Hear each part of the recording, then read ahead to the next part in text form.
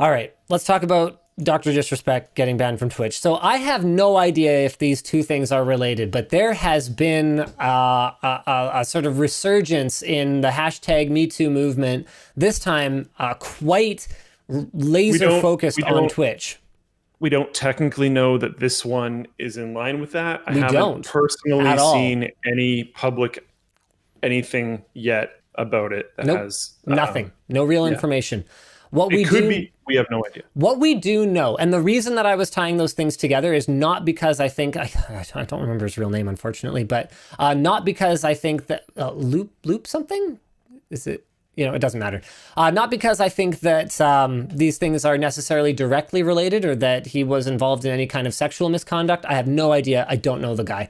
But what I think it could be related to is platforms like Twitch suddenly realizing, and I don't know why it took this long, that they really need to take some responsibility for the people that they partner with, because that's what the meaning of the word partner is. When you're a Twitch partner, you are partnered. And whether you're Amazon and you put in your contract that, I cannot in any way imply that I am associated with Amazon, or affiliated, that's the word, because it used to be called Amazon Affiliate and they changed it to Amazon Associates. So in the contract, it says that I can't say that I'm affiliated with Amazon formally in any way. But you actually still go to affiliate-amazon.com or whatever it is to access the Amazon Associates program. So whenever you have a word like affiliate, I think that's why Amazon got rid of it, or partner, you create this perception that you are, working together. And they are. They're giving money to this individual or these individuals, and these individuals are creating content for their platform. It is a partnership. It's a symbiotic partnership. And I think what Twitch is realizing as part of this Me Too moment that is happening on Twitch right now, where everyone from prominent streamers to partner managers is being accused of impropriety right now, is that, holy crap, it actually reflects on us when our partners do stuff that is terrible. So I don't know ultimately what Dr. Disrespect did. Part of his character is being disrespectful, and he has definitely done stuff that I think, if he were employed at more of a conventional media organization, like a news outlet, for example, would have gotten him absolutely fired and completely unhireable ever again, like that incident where he live streamed in a public bathroom.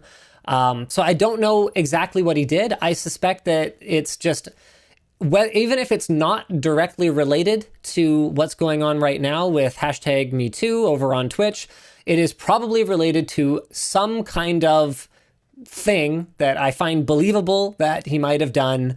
And they probably just want to create some distance. Now, I have a bit of a tinfoil hat theory, but I'm going to wait until see if Luke has sort of 2 cents to chime in here first. Tinfoil hat theory is coming, though. I have heard a bunch of different ideas on this, and as far as I know, there's no publicly I can't wait asserted ones that are solved. The one, I don't watch his stream. I don't really watch Twitch streams in general. Every once in a while, I'll jump on Summit stream because I find his GTA RP stuff really entertaining. Sure. And I like it when he plays Sea of Thieves. But I'm not really a Twitch viewer. But there's apparently some potential theories that it could be a FTC violation due to some undisclosed sponsorships. Oh, that seems... Who knows? I don't know. You know what? That doesn't make sense to me, though, because my understanding of those guidelines is that ultimately they fall back on the individual, on the brand, not on the individual themselves. Now, I haven't looked at the guidelines lately because for us, it's a lot easier to just make sure that our disclosures are all in line. Than to, figure out what the consequences are. But when I went back through this a while ago, someone submitted a complaint to some kind of Canadian regulatory body that we weren't disclosing sponsorships. So I went through and I really immersed myself in the documentation for this stuff. I went through both the American and Canadian ones because I'm Canadian and a lot of our partners are American. I felt like I needed to understand it on both sides of the border. And we ultimately were found by the Canadian organization to have not been in violation of anything, of any of their standards, because they accused us of not disclosing a sponsorship. But I was like, this video that they flagged here, we disclosed the sponsorship literally 3 times, once verbally, again in text, and then a 3rd time verbally. It's like, what are you talking about?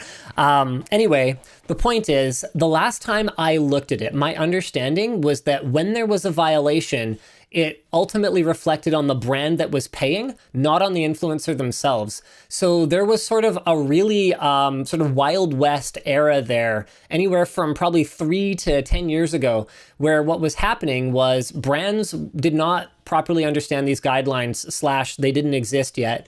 And influencers didn't care because ultimately nothing bad could happen to them. So there were a lot of undisclosed sponsorships going around. Well, here's the problem. Brands started to wise up when I think what was it? Xbox got in trouble when they had a bunch of like undisclosed partnerships around the Xbox One launch. They had people playing games and not disclosing that they were sponsored by Microsoft. Do you remember that, Luke? Yes. I think that was sort of like a watershed moment for all of this, when everyone kind of woke up and went, oh, it's actually Microsoft that they're going to go after. So it is very typical now for non-shady companies to have really, really strict guidelines in their partner contracts about how you have to disclose, and it's all in line with the FTC. Now, there's lots of companies that don't bother or don't understand it or think they're just going to skirt around it. And I have seen still, even now, like even as recently as this year and last year, some videos go up that I know for a fact are sponsored because, like, you know, I worked on a video with the brand at around that same time with a similar spin on it, similar messaging, but for whatever reason, mine is disclosed and the other person's isn't. Or ones where I know from talking to the brand, like who they're working with, and I see the video go up and I'm like, oh yeah, that's not disclosed. That's interesting. So it's definitely still happening, but it's not nearly as prevalent as it was even 2-3 years ago. So yeah, can I go tinfoil hat for a second here? Yeah. Okay. I think that it could be any reason. I think it could be some kind of accusation. I think it could be whatever the thing you said that sounded credible was, some kind of undisclosed sponsorship thing. I think it could be that. I think that he's probably done enough things that are bannable at this point that, there was some theory. There was some theory in the past that he would intentionally get himself in trouble. Sure. Yep. Trying to get temp bans and stuff like that because it really actually lined up quite well with his character. Yeah, with his brand, and it gets him a bunch of press. Okay, so whatever the reason is, part of me kind of goes, you know what? Maybe it actually doesn't matter. Maybe what Twitch is realizing is, like I said before, they have a responsibility to their brand to associate or partner with people who are going to reflect on it positively. And maybe they're having a little bit of buyer's remorse about that exclusivity deal that they signed with him.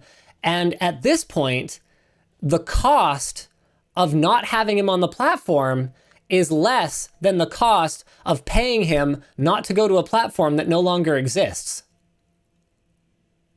Because they just paid him reportedly an enormous sum of money, millions and millions of dollars, to not go over to Mixer, because realistically nobody was going over to Facebook Gaming. If any of the scuttlebutt is to be believed, both Ninja and Shroud were offered significantly more than their existing Mixer contracts to make the migration over to Facebook Gaming, and didn't do it because nobody with a brand to protect right now wants it associated with Facebook in any way outside of like the normie sphere. Like if you have like a tech savvy or like a media savvy audience, you do not want any association with Facebook. I mean, aren't they going through like a corporate a boycott right now? I think I saw that who was it? Unilever just boycotted advertising on Facebook or something like that. There's been a lot of pullouts. Let me just double check, make sure. Unilever pulled out of both Facebook and Twitter, I believe, Verizon pledged to pull ads from Facebook. So like that is a super toxic brand. So realistically, the only thing left is YouTube Gaming. And if I'm YouTube Gaming, I'm not going to be signing any like gigantic deals right now. I'm just going to let this toxicity on Twitch play out. And I'm going to sit there and go, oh, thank goodness I'm not in the news right now. This is wonderful. So I kind of wonder if part of the timing is, hey, this guy was already toxic.